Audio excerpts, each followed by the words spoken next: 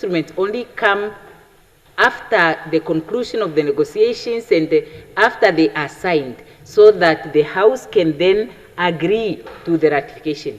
And then we saw this rule, Rule 210, that says where the Assembly is required to agree to the ratification or accession in terms of Article 63 sub 2E, this process must then follow.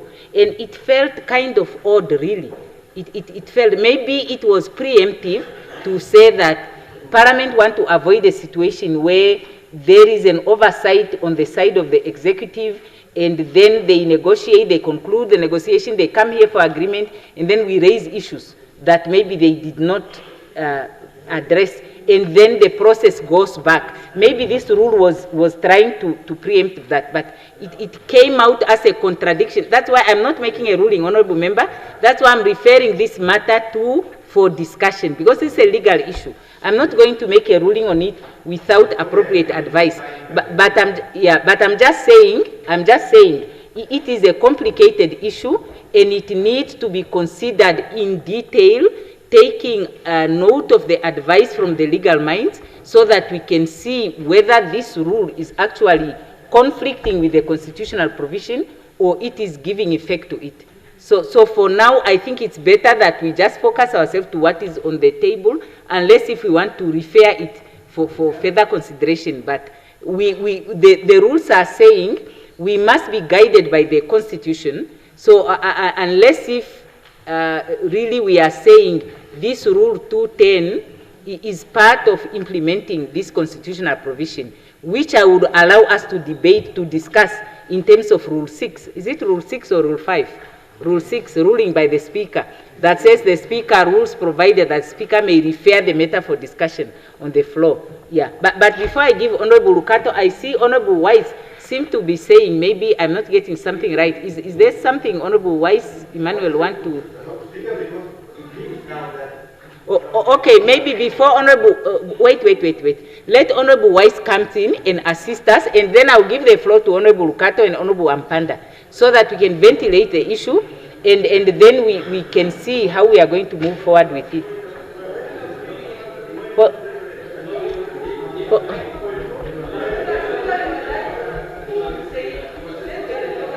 Yes, honorable members, I have now 1, 2, 3, 4 members on the floor. Honorable members. Okay, so now I will start from Honorable Lucato. Honorable members, can I have your attention, please? I will start with Honorable Lucato, 1 minute. Honorable Nashinge, 1 minute. The Right Honorable Prime Minister, 2 minutes. Okay, on this issue, so that we can either defer a ruling and then move on, or we make a ruling or whatever we decide. Yeah, Honorable Lucato. No, but the postponement cannot take effect until we have exhausted the discussion. Yes, unless if, yes, honorable members. And if we are still discussing by knock-off time, we rise on the basis of automatic adjournment, because we can only go to next week, is it Thursday, if we know that no one wants to speak until then. Yeah, Honorable Lucato. Thank you very much, Honorable Speaker. Tuesday. Honorable members. My point is very short, just 2 seconds. Article 32 of Namibian Constitution, the powers and the function duties of the President. The President is leading one of the state organ. And then there is also the legislator and also judicial. There are 3. According to the Constitution, those 3 organs, they are equally, powers are equally, as stated in the Constitution. So which means that the Honorable Speaker and honorable members, we need the time to discuss and debate this issue. Thank you so much, Honorable Speaker.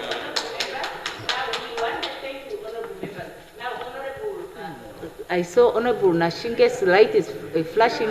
1 minute. Now there is a list, there is a line. Honorable Nashinge and then Honorable Ampanda, and is it on point of privilege? Just to add. 1 minute, please, Yeah, honorable members. It's almost knock off time. We don't want to rise by automatic adjournment. It's still not quite sure how to proceed. Thank you, Honorable Speaker. It is really confusing, and I think it's good that Honorable Planta brought it up, because the Constitution is supreme. 32(3) E says the duties and function of the President is to negotiate and sign international agreements and delegate such powers. Now, the understanding is that that part is done. Yes. Now, what are we agreeing to? Yeah, we are agreeing to E. Are they going to go back to renegotiate because we have disagreed? Okay, let me answer you. Yeah. What we are doing, 32, what is that section? 32, 3E, for the President to negotiate and sign international agreements and to delegate such powers. That part has been done. But now what remains is 63, 2E. That's a power of the National Assembly to agree to the ratification of or accession to international agreements which have been negotiated and signed in terms of Article 32 sub. No, honorable member, you can't disagree. Yeah, you can disagree. That is why it says to agree to the ratification of, yes, that's the point. But what we are saying, what is being said is here, you have organs that are autonomous from one another. Each one must work without the influence of another until the one's power to oversee the other one has to be invoked. And now what is happening here is the oversight authority of the parliament being invoked. So there is no problem there, honorable members. Let's not waste time on that part. Ne? Yes, Honorable Ampanda, before I come to. Before the discussion get diverted, the principle of the discussion is this, so that we don't get diverted to other issues. We have, and in fact you have clarified towards the end. Now, these same rules are problematic. We all agree. There's a rule that is called sub judice. It's a problem, but it's here. Now, these rules, Speaker made mention of that before the agreement is signed by the President. Whether we agree with it or we don't agree with it, I may not agree with it when you have a proper reading of 32. But Rule 110(1) says before the President signed this agreement. So let's say we don't agree with it, that it's written problematic, it's badly written, which may be the case. That rule does exist. Whether it's bad, it does exist. Now he speaks of a memorandum, and that rule, Speaker, imposes a responsibility on Honorable Nekundi in terms of 211(1). The minister responsible for the international agreement concerned must table the agreement and explanatory memorandum in the House and may move without notice or debate that the agreement be referred for consideration to a standing committee or a select committee. This is what we found here. So we have that 32 and we have 63. And then we have that aspect of agreeing or disagreeing. The reality is that there will come a time, even if we are not trying to fight one another. But Speaker, the truth is that what if one day we come to a situation where this assembly doesn't agree? We are not discussing to win the debate today.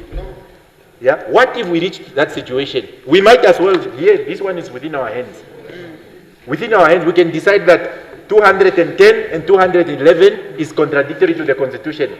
But it does exist. So, proceeding, Honorable Nekundi, you have to subject yourself to 211(1). Okay, until we change that to standing rules. And we may agree with you that it's a contradiction. 211(1) rule says that you must prepare a memorandum and you must go to the committee that is responsible for this. That's what you must do as a minister. So not the motion, you must do that. I'm saying, Speaker, you have assisted us so that the debate doesn't go. Yes. So now 32 and 63 and 210. So as we proceed. Yes, I'll give is your you a story. privilege. So as we proceed, Speaker, as we proceed so that the debate doesn't get distracted. It's simply just to seek for clarity so that we have certainty. Yeah. Yeah, Whether what okay. we are doing is correct, Okay. whether we are doing is procedural. And by the way, if it's contradictory, then it's contradictory, we change it. Yes. Okay, okay, Yeah. okay, honorable member, point of privilege, honorable April, point of privilege. Yes, oh yeah, I will come to you. Now, honorable members, if you allow me to guide you, on this one I can guide you, but let me give the honorable member who have not spoken, and then I will Madam give the member Speaker, who... thank you so much. It's really very disappointing because what we are doing for the last about hour plus gets down to some sort of a vote of non-confidence in the executive. Allow me. Because the executive is doing its negotiations, its signing and its delegation with power vested in them. And therefore no committee rule or standing rules of this parliament can override a constitutional provision. Yes. Yes. The president is... No, it's okay. The president... It's constitutional. Let The the honorable member president... finish. You see, that's a problem of some people who think they're the smart ones here. Sit down, Job, sit down. You were trying to order some rubbish. Sit down. Honorable members. No. The president is vested by constitution. She is vested by Honorable constitution. Job, sit down. I was listening to It's you. okay, honorable Sit down. member. I was listening to you. Comrade Professor, sit down. I was listening to you now. Yes. I was listening to you, Professor. Honorable member, I just have allow to me. listen. Allow me. sit No, down. honorable member. No, sit down. It's okay. You also used to it. Sit down. Honorable Let me member. retaliate.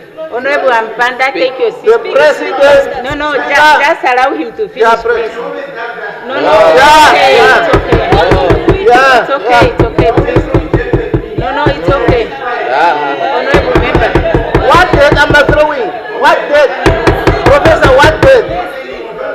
Now, It's okay, honorable He member. just wants to finish It's okay, let him The guy just wants make to a point finish of minutes. privilege. No. No, honorable member. It's okay. Speaker, the time is going. The man is just looking for automatic adjournment. Honorable member.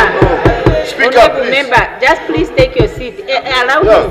Let him make a point of privilege. Let him finish. Yeah, please. Madam Speaker, no degree of intimidation will let me sit No, down. it's okay. It's okay. No, honorable All member. I want is house. No, it's okay. The only thing, No, it's okay. I don't see honorable the member. depth and aspersions here. All I'm saying is respectfully to bring the speakers back to the point. The president and whoever minister is delegated to sign an instrument or an agreement does it by virtue of the powers vested by the constitution, not the parliament rule. I so submit. Okay. Honorable members. Not the rule, constitution. Honorable members, let me make a ruling. Honorable members, yeah, I want to make a ruling. I want to make a ruling, honorable members. Yeah, because in terms of the rules, the presiding officer has the prerogative to make a ruling and may only put the matter for discussion out of a discretion that is actually unfettered. So, and I have exercised that discretion. I have heard the views of the members, and I am saying that in terms of Rule 6, which talks about the rulings by the presiding officer, read together with Rule 9. Rule 9 says, conflict with statutory instruments. Rule 9 says, where there is a conflict between these standing rules and a statute containing a procedure for the House to observe the procedure contained in the statute, the procedure contained in the statute must be followed. Okay, it says, where there is a conflict between these standing rules and a statute containing a procedure for the House to observe, the procedure contained in the statute must be followed. Now, the procedure that is contained in the statute is is the 32, is Article 32 sub 3E of the Constitution, and Article 63 sub 2E of the Constitution. The latter says to agree to the ratification of or accession to international agreements which have been negotiated and signed in terms of Article 32 sub 3E. So this instrument was negotiated and signed, and we now have to agree to it. So that is the ruling. The only option that is available for us to do is to not agree. But we cannot say that the process was not duly followed. So that's the ruling. Now, if the honorable members have a different view, you go to the Standing Rules Committee and you discuss the matter and you bring it here, because I truly am available to be advised by the members. Now, on the basis of automatic adjournment, the House stands adjourned until tomorrow at 14 hours 30.